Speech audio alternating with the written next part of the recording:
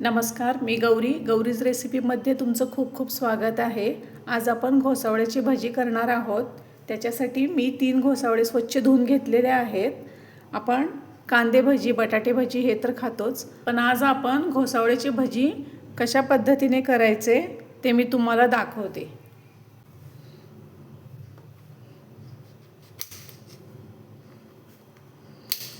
त्याला ना असं तिरकं कट करून घ्यायचं आहे आपल्याला,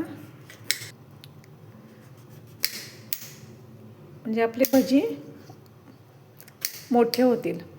नाहीतर जर गोल घेतले ना भजी आपले छोटे होतात। हे बघा, आणि जाडी देखील अशी ठेवायची आहे, तर पातळ करायचे नाहीत।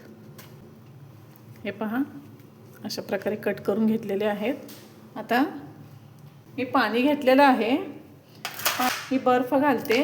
तुम्ही थंड पाणी घातलं तरी चालेल, आणि थंड पाणी असल्यामुळे तर अगदी छान असे कडक राहतील ते। ह्याच्यामध्ये मी 1 चमचा मीठ घातलेला आहे।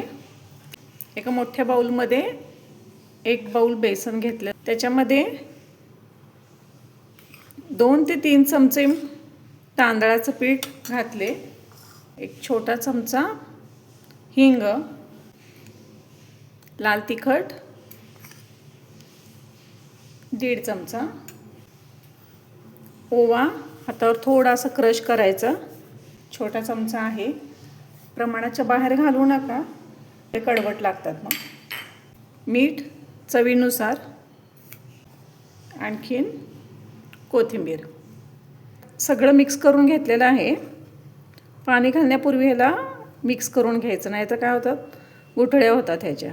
आणि कढईमध्ये मी तेल ठेवलेलं आहे, ते 1-2 चमचे आपण ह्याच्यात घालू। व्यवस्थित मिक्स करायचं। सोडा अजिबात घालू नका, सोडा घातला की नरम पडतात। त्याच्यामुळे 2 चमचे तेल घातले, आणि तेलही पितं सोडा खूप। मिक्स केलं ना, तर पाणी थोडं थोडं करून मिक्स करायचं। बटाट्याची भजी जसं करतो ना त्या पद्धतीनं हे आपल्याला मळून घ्यायचं आहे। जास्त सैल नाही आणि जास्त घट्टही नाही। जे बिगनर्स आहेत त्यांना देखील अगदी इझीमध्ये हे भजी करता येतील। पाणी मात्र थोडं थोडं करूनच घालायचं। ह्याची कन्सिस्टन्सी देखील दाखवते मी, किती ठेवायची आपल्याला। हे घट्ट आहे, आता मात्र अगदी थोडं पाणी घाला, नाहीतर पातळ होण्याची शक्यता असते। अगदी योग्य असं आपलं हे बॅटर झालेलं आहे। इडलीचं बॅटर जसं आपण करतो ना त्याच्यापेक्षा थोडंसं पातळ करायचं। थोडे थोडे काढून घ्यायचे बाउलमध्ये। डायरेक्ट घेतलं ना पाण्यात हात घालून, आपलं बॅटर हळूहळू पातळ होतं आणि व्यवस्थित लागलं। ह्याला चेक करते, कढले का तेल। तेलही आपलं व्यवस्थित काढलेलं आहे।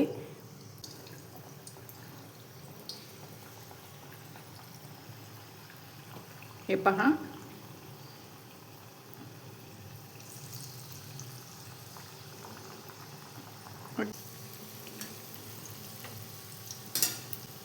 एका बाजूने व्यवस्थित तळले गेल्यानंतर ह्याला पलटायचं। लगेच नका पलटू, नाहीतर ते पीठ सुटण्याची शक्यता असते। एका बाजूने व्यवस्थित तळले गेल्यानंतरच ह्याला पलटा। पहा, अगदी व्यवस्थित असे तळले गेलेत। अलगद पलटून घ्यायचं आहे आपल्याला। व्यवस्थित एका बाजूने भाजल्याशिवाय पलटायचंच नाही, नाहीतर काय होतं, असं सुटतात बरं का।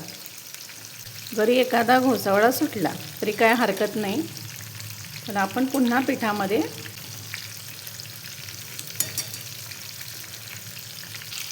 हे पहा, अशा प्रकारे आपले घोसावळ्याची भजी तयार झालेले आहेत। अशा प्रकारे आपले घोसावळ्याची भजी तयार झालेले आहेत। तुम्हाला जर हा माझा व्हिडिओ आवडला असेल तर लाईक करा, शेअर करा, सबस्क्राईब करा, बेल वाजवा। त्याचप्रमाणे चॅनलवर जर नवीन असाल तर सबस्क्राईब करायला विसरू नका। थँक्यू।